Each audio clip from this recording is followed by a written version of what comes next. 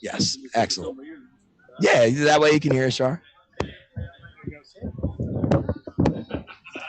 And we're joined by Mr. Charlie Manuel, manager of the Philadelphia Phillies. How are you today? I'm doing good, man. Having Good. fun out here? Yeah, I see some of my friends, man, guys I played with, and we over rehearsing old times. Who do you got over there with you, just so people know? I got Rick Rennick. He used to be an infielder for the Twins, and he coached in the big leagues of Montreal and the Twins, and I used to manage against him in minor leagues.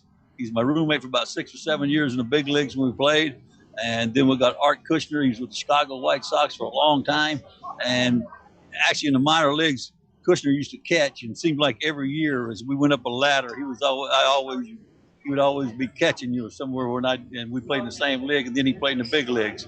And Dick Pohl, of course, he played in the big leagues, and he pitched with the Red Sox and Chicago Cubs, and he was my pitching coach in Cleveland when I was manager there. Okay. And he was Dusty Baker's coach for about 10 years. Excellent. In Cincy, right? With the Reds there and with the Cubs. So, Charlie, we're here to let everybody know for the Special Olympics. Right. Something very special to you. Yeah. Can you tell me, how did the connection start with you and the organization, the Special Olympics and everything? My two daughters, my twin daughters work at the Forum here. Yes. And and they said they wanted to put something on for the Special Olympics. And and I started talking to them, and they asked me, said, if we do something, would you come and would you come down there and meet people and stuff if they want to come out and meet you? And Haley and Allie is their names. Yes. They've been working here about a year or something like that. And I said, yeah, any time, and they wanted to do something, and I feel like it's great. I think it's absolutely amazing that any time you can do something and you can, especially for what it represents. I think that's the best part about anything. Excellent. And for Haley and Haley, they did an excellent job setting up. I mean, we got the oyster shells, we got the food over there for them. We're just having a great time here outside, and autographs with your buddies, and we're having a lot of fun down here. It's 1991 Main Street, just so people know. Half Shell Oyster Bar in between Forum Hair Salon and the Half Shell Oyster Bar. We're set up here at a table. We got the nice smell of oysters coming off the grill smell there. Yes. Real good smell. And whenever it's 82 degrees and it's March 1st in this area, all you think is baseball on the crack of the bat. You guys actually took on Florida State yesterday. Yeah, we took on Florida State. Florida State's got a good team, and they're gonna have a good chance to go deep in the NCAA tournament.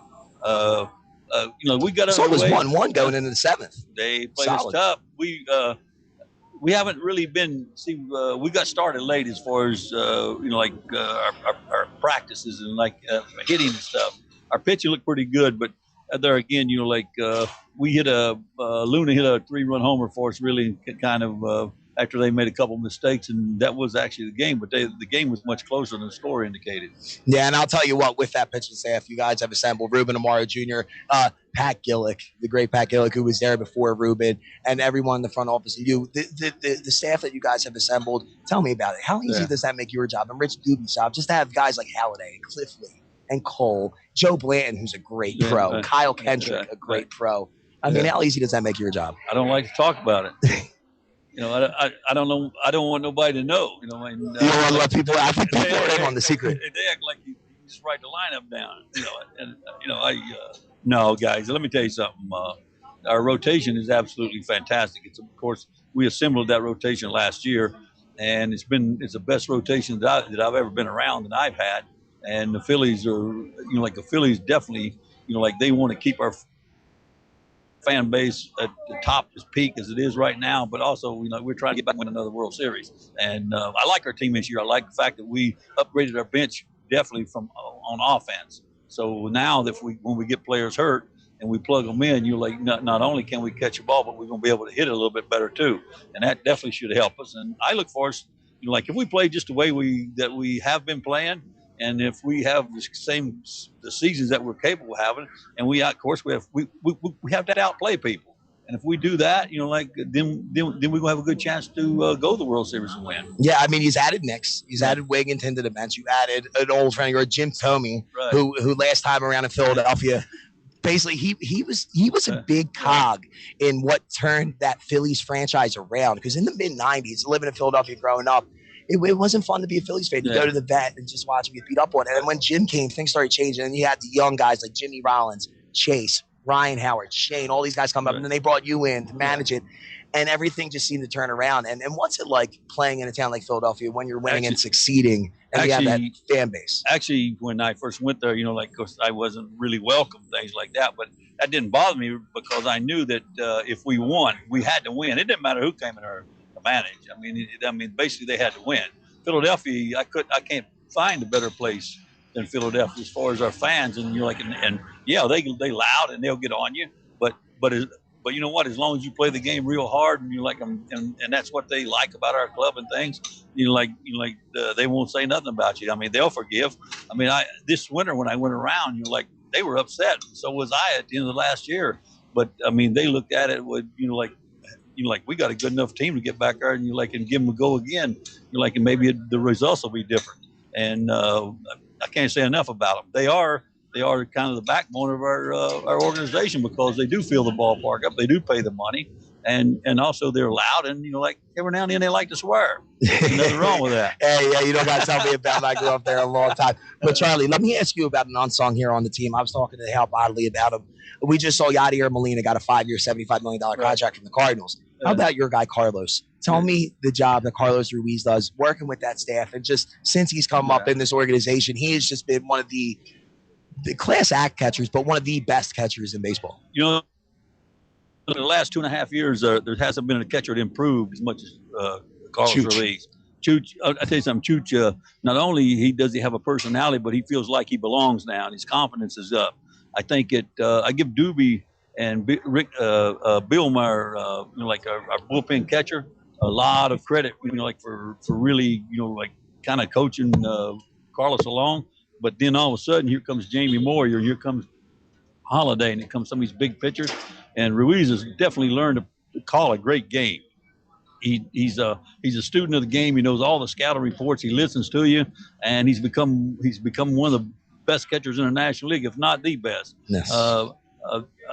Molina, and that's a good comparison. Last year, Molina's improved his hitting so much, he probably became 305 he hit with 14 homers and 65 ribbies. That's very good for a guy defensively. And Chooch's hitting starting to come too. But I tell you one thing, in our league, if Chooch is not the best catcher, I mean, he's definitely two. And there's an argument that he can be one. And he's come a long ways, and he plays a big part in our team. Also, he is a leader on our team now. And in the clutch, there isn't very many guys I'd rather see at the plate. We got to get up at the top of the hour. I want to ask you one more question, Charlie, and then maybe we can get you back on before you leave, possibly. Let me ask you this. This is something I'm going to ask you personally. We see Ryan now with having a little setback and things like that, which I don't think will be bad. But let's say come October, there's a big spot in the game. Right. Is the recent 2-year history of seeing some of the guys perform in those big spots going to change the way you manage it all? Or are you still going to rely on your big boppers like Ryan and Chase to get the job done in those clutch at bats, those clutch moments? Yeah, guys, actually, nowadays, like when you sign guys and you give them the money, and when you look at Ryan Howard and you say, even last year, what did he hit?